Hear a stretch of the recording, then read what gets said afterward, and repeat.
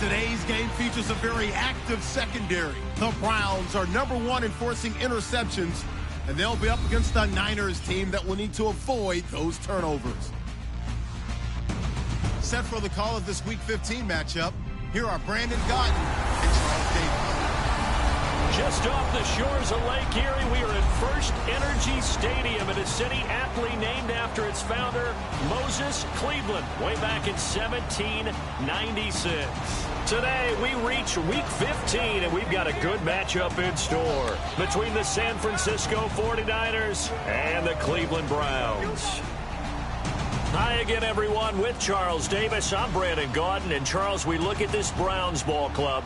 They've been in a great group. Winners of 7 of their last 10 on the year. And this coaching staff has to be pleased with how their defense played last week. They held their opponents to 3 points, and that was it. If they get anything comparable to that performance, this one's in the bag. On the other side of the field for the visiting 49ers, it's late in the year. We all know it. We've seen the calendar for these guys. Their bodies could probably use a break, but they have to push on. And they're really not as worried about that as maybe we think. They know they've got the entire offseason to rest. All they care about is the game in front of them and finishing strong. So here's the first drive now for the 49ers. And here's a look at their leader, standing 6'4".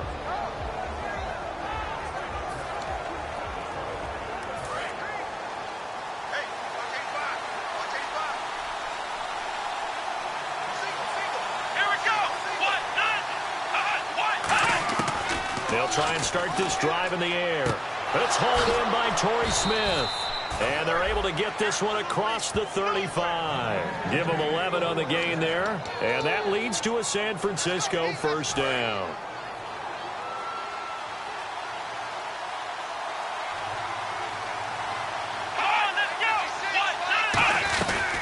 They'll run for the first time with Hill. And he's got it up over the 40 to the 41. 5 yards on the carry. Good pickup on first down.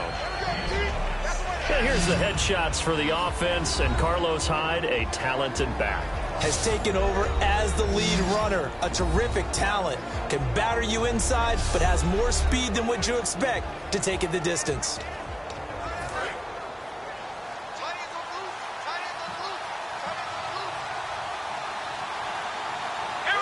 And the coach has decided to challenge this play. He has tossed down the red flag.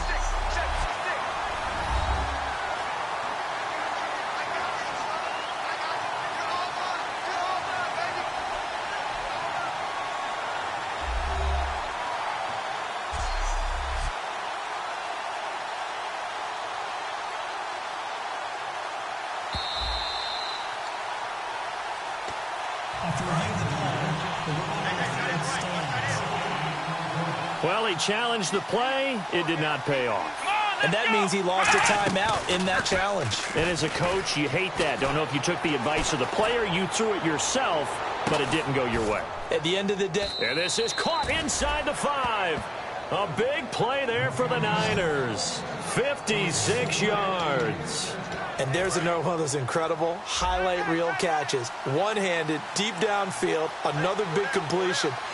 I know this, partner. As a defender, I don't know how you avoid watching what they do. It's everywhere. All the highlight shows, watching it on Madden. Try not to get intimidated before you go out and have to play against these guys and try and stop them. Looking at this now, you got a couple more cracks here this close. Sneak it? I don't think you even go into a huddle. Just line up, snap it, and fall in behind those guys into the end zone. Offense working with a 2nd and goal now from the 3. And this is going to result in losing yardage. They're driven back to the 8-yard line. On goal-to-goal runs, when you create lost yardage plays, the only way that happens is either call pressure or what I like to call straight-ahead pursuit. A great read, and they get to the backfield and make the play. And that was a big chunk of yardage lost. Oh, the ball comes out on the hit, but they'll say it's incomplete. Partner, how many times have you heard it? Pressure creates diamonds, right? But it also bursts pipes. And on that one, that's what they got. They got after him, and he was fortunate just to get rid of it. Yeah, he just had to chuck it away.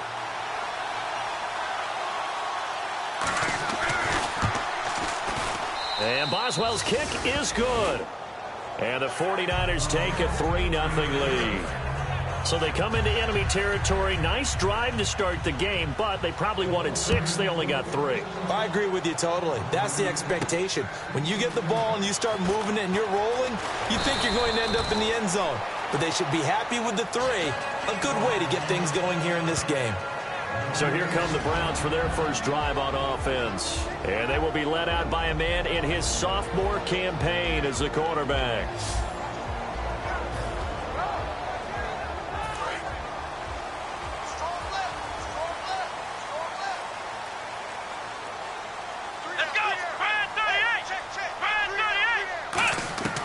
They'll come out throwing here on first down. Firing quickly here, and that's complete. And they're able to get this one across the 35. 14 yards that time for number 14. First down coming there on the intermediate passing play. That's been a point of emphasis, they told us in practice, using those medium routes to keep the defense off balance. And it wasn't just them telling us. We got to watch them practice it and work on it because they've been trying to fine-tune it and get it right before this game. And I think they have to be happy with the result. In recent years, the slot receivers really gained stature in the NFL because they can do so many things.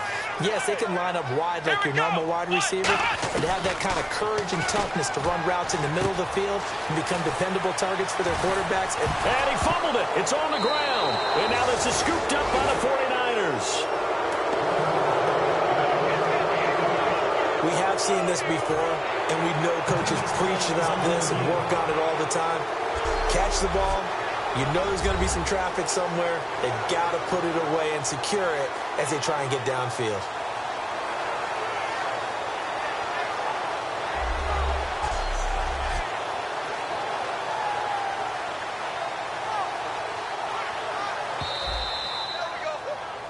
After reviewing the play, the line on the field is reversed.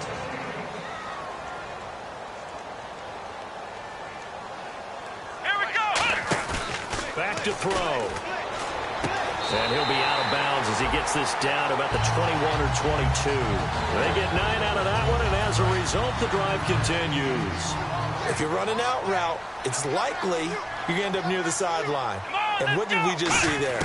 Toe tap. You got it. The benefits of practice. Toe tapping, foot dragging, picking it up, and making sure it was a catch. 11 yards on the pickup, and the Browns are going to have a first down. What I love about watching the passing game nowadays is that the one-dimensional receiver is really starting to leave the game. You've got to be able to do it all. Of course, you got to run fast. Of course, you got to catch the ball. But route running savvy and toughness, there's a premium for all of that now. All defenders get tired of hearing about their lack of hands and why they're playing defense instead of offense. But in this situation, it was the hands that made the play. Batting the ball away on an attempted touchdown pass. Excellent job. Way to knock it down. He'll try again with the arm here on second down. That's caught at the 3. And they'll get 9 there as that sets him up better for third down.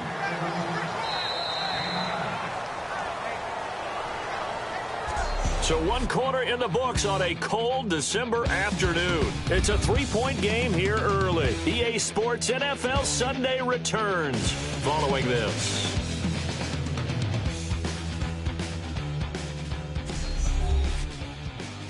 This presentation of the NFL on EA Sports is brought to you by Snickers. You're off your game when you're hungry. Snickers satisfies. Back with Charles Davis. I'm Brandon Gaudin. The Browns with a football to begin quarter number 2.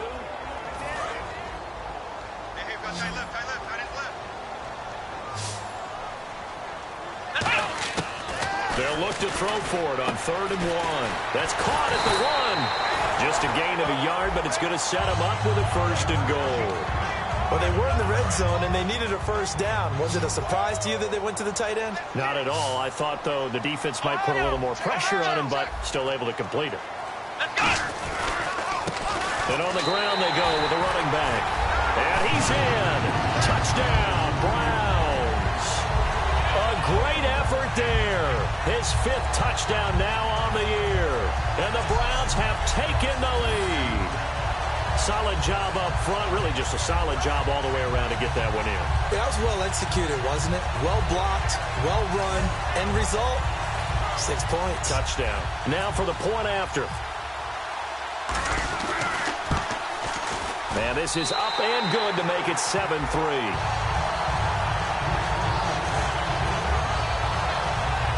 A drive that time of 6 plays. And it's capped off by the Browns touchdown. Out is the kickoff unit as they run up and send this one away. That'll be taken in the end zone. And no run back here. This will be a touchback, and it comes out to the 25-yard line. We get a glance at the Browns defense as they file into position. And last time out, they gave up the chip shot field goal, but obviously could have been worse than that. I think they felt pretty good about only giving up 3.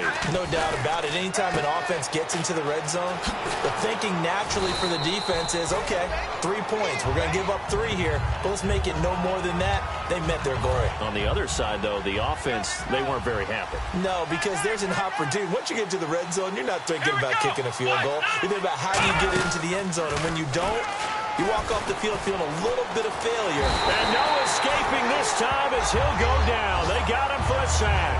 It'll go as a loss of about 6, and now it brings up 3rd. Will the defense dial up the pressure? Let's see. 3rd and 11. Well, the beauty of screen passes is they take a little time to develop, and they can often hit big. But sometimes they take too long to develop, and sometimes you get sacked. Yeah, and he fires one that's intercepted. There he goes, right side. And he takes this one back into the end zone, and the Browns defense has a touchdown. Did I just see what I thought I saw? Did I just see what I thought? That had to be. Come on, say it for me. Say it for me. Who picked up that pass? The free safety. Oh, you got to have those great skills back there. Eyes, anticipation, great hands. And, of course, how about the fluid moves afterwards to take it all the way to the house? Sounds like you're watching your old game film up here in your head. Yeah, that's the dream I had of being that player. I just never was. So they'll get another shot on offense following that pick 6. And now the kick is away. This fielded a few yards into the end zone. And he'll take this up past the 20 and down at the 22-yard line. Holding, receiving team. So there you go, holding by the offense, and that'll push him back. Changes everything now as you try and figure out what your playbook has for you. Longer yardage situations, tougher to execute and pick up first downs. They'll run it now out of the gun. A strong running. A good pickup there, a 22. That, quite simply, is Jeremy Hill. A very powerful, compact back. He's always been that. Even back at LSU, that's where he honed that skill, right? Love to run between the tackles and take the contact as well as dish it out. They stick on the ground on first down with Hill. Trying to run inside, but nothing there. Credit him with a 1-yard gain there to make it 2nd and 9. I can't help it. I'm just sitting back in admiration right now. This defense tells everyone that plays against them, you're not beating us running the football. That's who we are. That's what we're about. It's not going to happen. If you're going to beat us, you better pick another way. Now Hill. And he'll take this one for about 4 up to the 40. Some of the most unselfish players on any football team, defensive tackles, because we ask them to just eat up blocks and allow other people to make tackles. But when he can make a play himself, as we just saw there, that's a big day. Now a former Buckeye back home. It's Carlos Hyde. And he brings this up to the 46. Good enough for the first. 2 minutes remain here in the first half. More from Cleveland after this.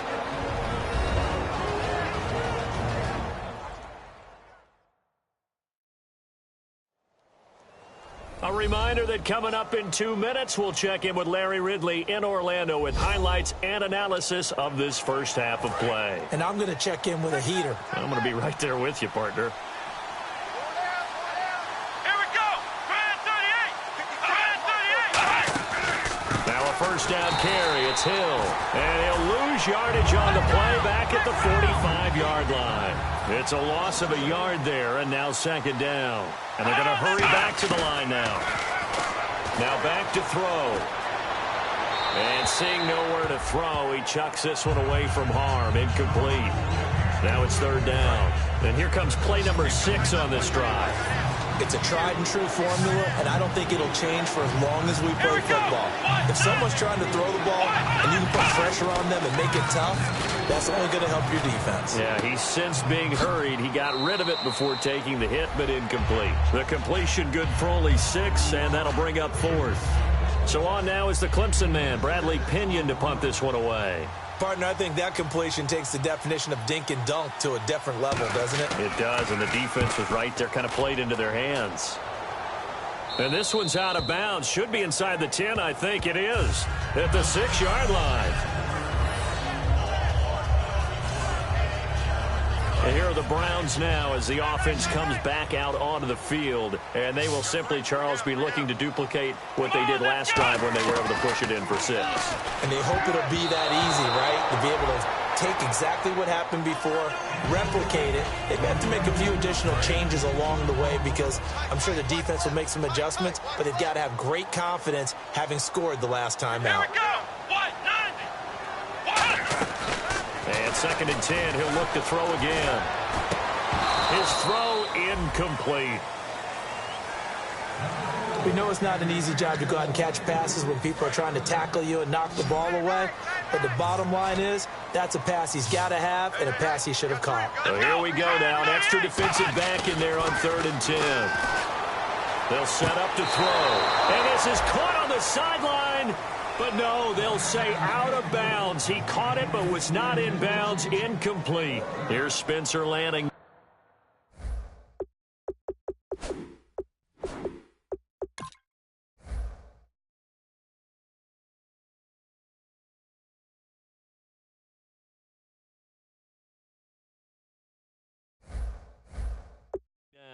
And no room for error here as his first punt comes from deep in his own end zone.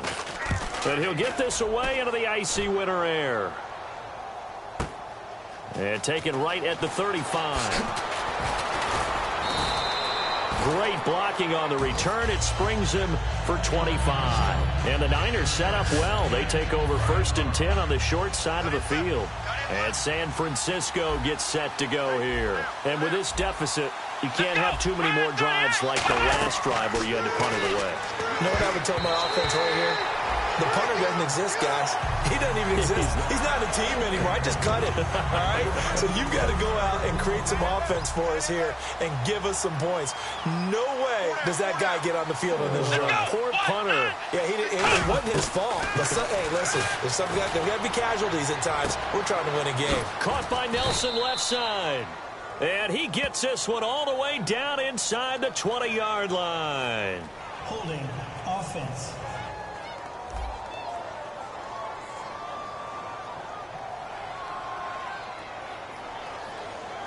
So oftentimes you see defensive holding. Here it's offensive holding for the flag.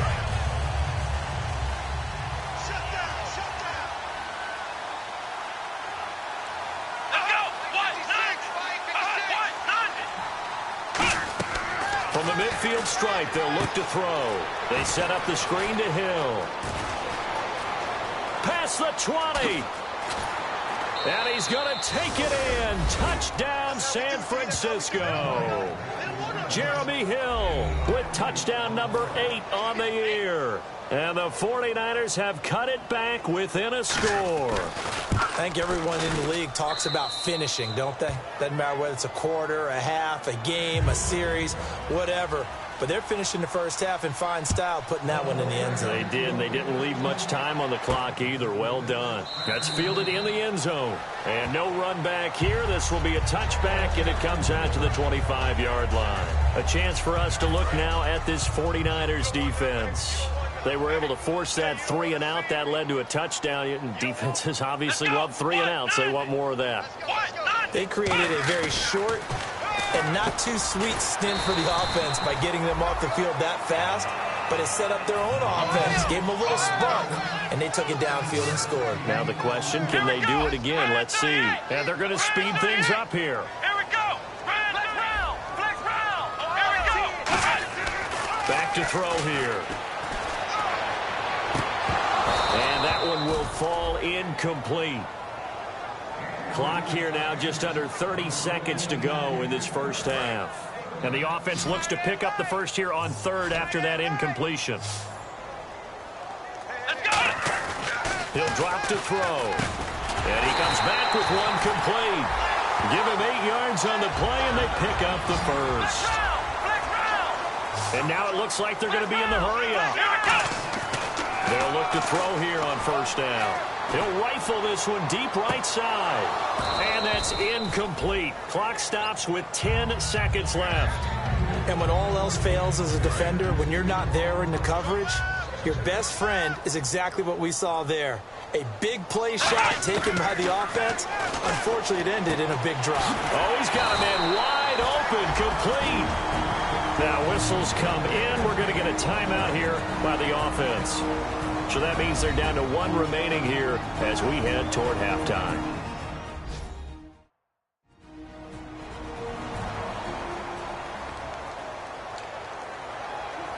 And they line up now for what will likely be the last play of the first half. Here we go! Brad 38! Brad 38!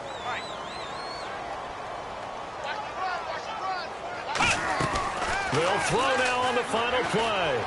He's going to rifle one deep left side. And unable to connect on the long pass. It falls down. Hey, you. Yeah, you. John. Why'd you skip Larry's halftime? I'm just kidding. I don't know who you are. But if you're John, I bet you're pretty freaked out for a second. All right, let's get to the third quarter.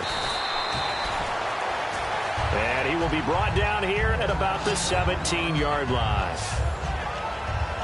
Here's the Browns offense now getting set to start off this third quarter. They have the lead. Now they'll be looking to extend that lead. And this is where I enjoy talking about. He rifles one that's intercepted. And into the end zone. A pick six for the 49er D as they score the touchdown. And on that one, with 6 defensive backs, did he need to be more careful throwing the football? I mean, I guess obviously in hindsight he did, but... Yeah, hindsight, but even in foresight, when you got 6 defensive backs on the field, you just know you're going to get multiple coverages. You're never sure what you're going to see. But the biggest one is you don't have much reaction time for your receivers to go get the football because those guys, they're the best cover guys on the field. They go get it. And on that play, they took it the other way for 6 points. This will be taken in at the 1. Solid return, pretty good field position. They'll start at the 32-yard line. And the Browns offense back out there ready to take over. They're down here, but very much in this game. What's the tonality of a coach's talk when a game is within striking distance like this at intermission? Typically, what they're doing is emphasizing the things that went well in the first half and wanting more of that. Sure, you've got to go over some of the errors and clean up some things because there's a reason you're down. But overall, I think they want to stay positive, stay up with this team. We're just starting the second half, and we've got the football. Let's go ahead and punch it in, and then we'll take it from there. See how that recipe works. They'll look to throw here. Wide open receiver complete. 15 yards through the air and a first down. One thing I can say pretty safely, that route is not called if you don't have a guy who can throw the ball and put some mustard on it. Because if you go lollipop it in the middle of the field, bad things usually happen. It takes a strong-arm guy who can rifle it in there, and they were able to successfully complete that one. That's going to go as a loss of a yard, and it'll be second down. A little bit of ground to make up for the offense as they face a 2nd and 11. A pass for negative yardage, obviously no good. Maybe he shouldn't have thrown it, or maybe he shouldn't have caught it. And I think we were seeing it at the same time, weren't we? Maybe you let that one go, right? Because you can see the lost yardage about to develop. But that goes against every instinct of a receiver. They're taught to catch everything. So it's really hard to be mad at him and yell at him for trying to make that play. But you've got to give kudos to your offensive line and the guy carrying the ball because they were in a 2nd and long situation. It seemed pretty dire, but they brought it back to 3rd and manageable with that run. Throwing middle, and it's complete. And he's able to get the first before he's taken down at the 36. And fits the exact right word. Over the middle, there's almost always traffic, so anytime you're a receiver in that area, you're not just focused on catching the football. You're wondering where the collision's going to come from. And no escaping this time as he'll go down. They got him for a sack. Eric Armstead. He's the one to get him, and that's sack number 7 for him on the year. Well, how about that? A dime set on defense, 6 defensive backs. None of them blitz. They're just back there in coverage. Defensive lineman gets the sack. That's where the O-line, they go to the sideline, they keep their helmets on so the cameras can't find them, right? Yeah, the cameras can't find them, but I know one thing. The O-line coach will. And just in general, Charles, on a play like that, how tough is it for the defense to account for a running back essentially being a receiver downfield? It's very difficult, especially if the running back has skills like a receiver, and you're aware of that before the game even begins. So throughout your practice sessions, you're going to want to be aware of him. Where is he lining up? What can he do? What kind of damage can he do to us downfield? And who can match up with him without weakening our overall defense? You're exactly right. It's a tough task to match up to him. And his kick is indeed good, and that will tie things at 17-all. So the scoring drive encompasses 9 plays, but the net gain, 3 points. And you're going to have drives like that in this league. Sometimes you just got to take the 3 and move on. Always better than nothing. That's fielded in the end zone. And no run back here. This will be a touchback, and it comes out to the 25-yard line. And now the Browns get ready as they head back out there. See if they can regroup a little bit. They gave up the touchdown last drive. And you know from our meetings with coaches all across the league, one of their pet peeves, when teams get down, a lot of these guys now, they want to treat it like it's a video game or something. Hit reset. Let's start over, coach. Out of the first 2 series, they don't even matter now. Let's play again. That's not how it works. You're down. You gave up a touchdown. You can't do it again. You have to dig in, grit it out, and fight it out. Reset buttons. It's driving everybody crazy. There are no reset buttons when you're playing in this game. Preach, Chucky, preach. In the middle of the field, he's got Nelson. A very solid gain of 27.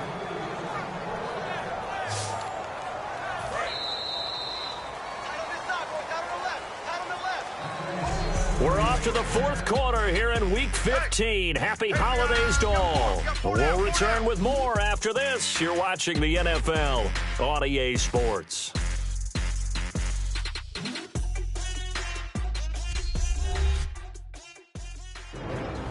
And we're back now here in Cleveland. All even as we get ready to start the 4th. And the offense lining up 1st and 10.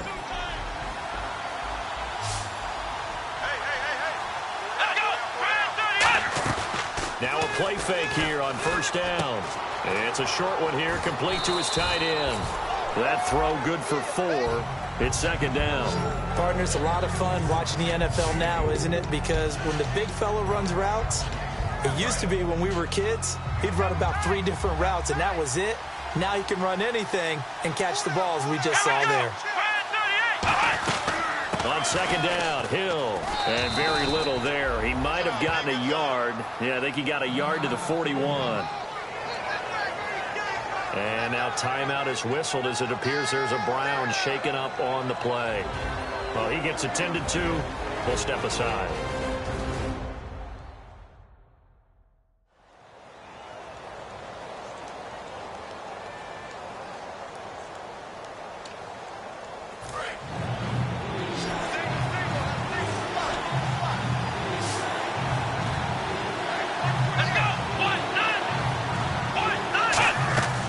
Set up a throw.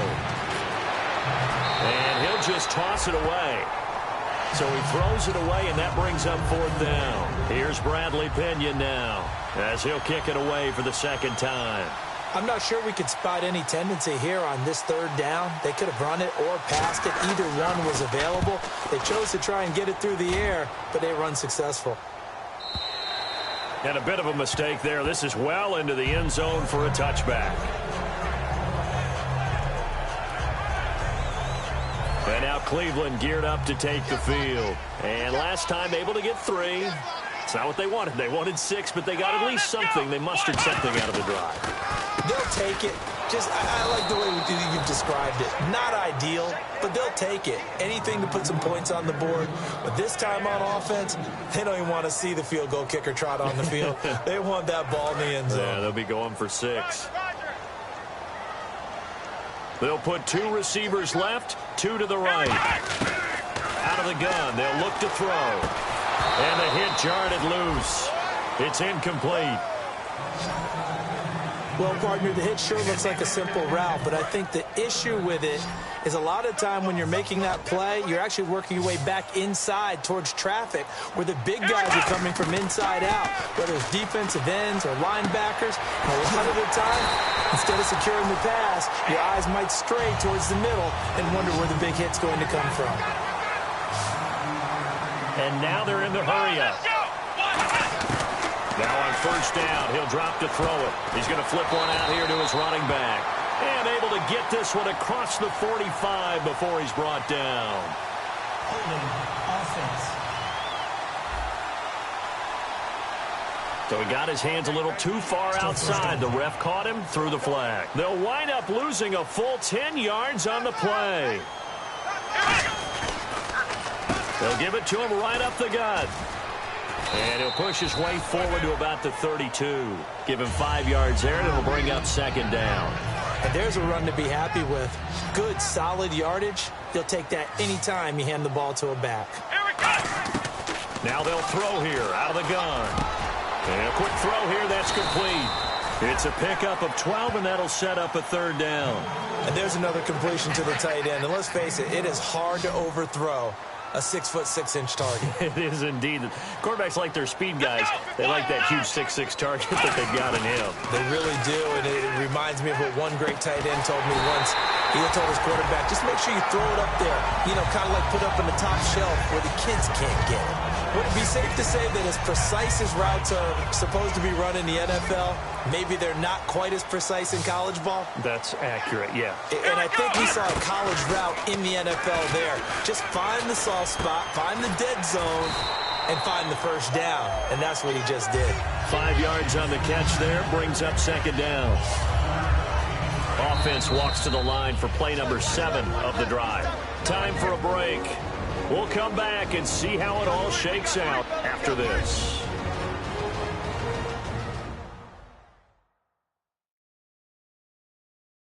So the Browns in possession of the football here as we get you reset. They've got a second down now as they search for a score to break this tie.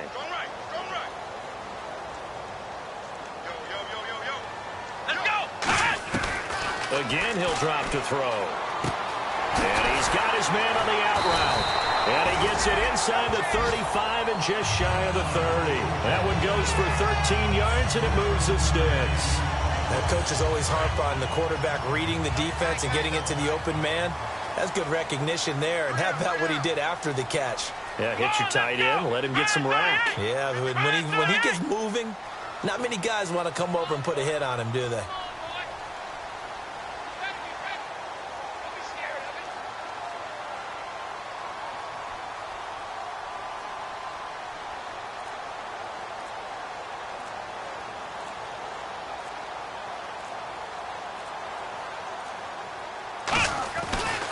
Now a handoff looking right. Looking to find a lane, but he can't. Reined in at the line of scrimmage. And now the 49ers signal for a timeout defensively.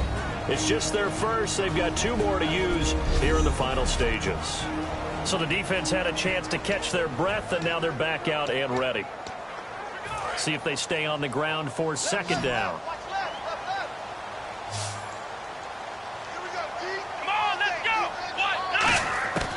Now a shotgun snap as they'll look to throw. And incomplete there. A nice hit. Jars the ball free and brings up third down. They got to get it to the 21 here on third down. It looked like they had something there, but I think that he was thinking about running with the football before he actually hauled it in, and that led to a big drop. And this is going to be intercepted. A great read, and it's picked off. And a big turnover there as his guys will get the football back. The 49ers offense now, they work their way back onto the field. They've got work to do, but they do still have a bit of time here. And they've got to feel comfortable with that, but they have all their play sequences called. If they get out of bounds, that allows them to huddle and call another play, but if they don't. Now hold everything here. We're going to get a timeout by the offense. That'll leave them with just 1 remaining in this 4th quarter of play. Let's go! Brand 38! Brand 38! From the shotgun, he'll look to throw. A dump off now to Hill. Call it a one. And now a timeout called defensively by the Browns. It's just their first. They've got 2 more to use here in the final stages. And it looks like a nickel set now for the Browns on 3rd down. Now a run with Hyde. And a short gain there. And now the Browns are going to take another timeout. That'll leave them with just 1 remaining in this 4th quarter of play. All right, so the timeout over and all 11 men back out onto the field for the defense. Here's Bradley Pinion now as he's on to punt for San Francisco.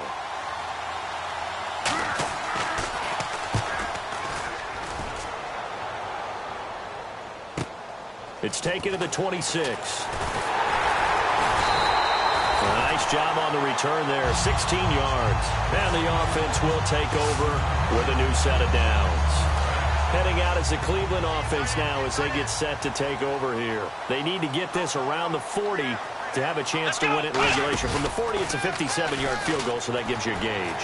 And all they're trying to do now is pick up yardage in good chunks and get out of bounds to stop the clock. If they end up running a play and get tackled in bounds, they're worried the clock may run out on them and finish the game. And they'll have to be careful how they handle this. They'll look to throw. He's going to rifle one deep left side. And this is going to be caught. He got it. It's a touchdown. Forget overtime. They're going to win the football game right now. Well, any thoughts about overtime have ended at this juncture. That touchdown puts them up 6. I would imagine they'll kick the extra point now and rely on their defense. Yeah, rely on their defense. So a little bit of time left on the clock here in the 4th, but they got to feel good now. And they will take a 7-point lead now.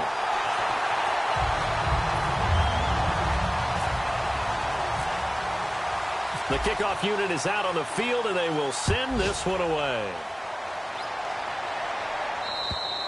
And that'll carry over the back line of the end zone for a touchback.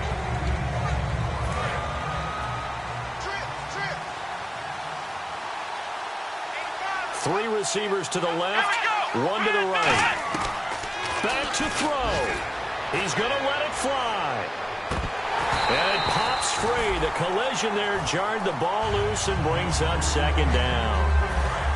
Well, they went for the big play there, but that drop could really hurt their momentum. 1 receiver left, 3 to the right. Back to throw.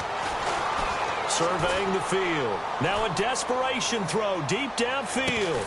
And it's incomplete. So their final drive comes up empty. And with that, the ball game is over. Well, going into the final play of this game, they knew that they needed some type of a miracle there at the very end, but they couldn't get it done. However, we were treated to really a spectacular affair.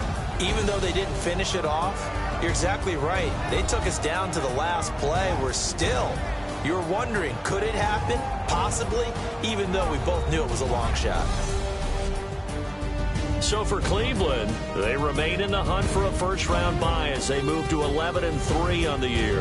And they will hit the road next week to take on the Pittsburgh Steelers. Meanwhile, for the 49ers, the loss might knock them out of playoff contention as they drop to 6-8. And they'll be back home next week as they're set to take on the Cincinnati Bengals. So that'll do it for us. For my partner, Charles Davis, and all the hard-working men and women on our crew, I'm Brandon Gault. You've been watching the NFL right here on EA Sports. It's a win for the Browns, and they're happy in the dog pound as we say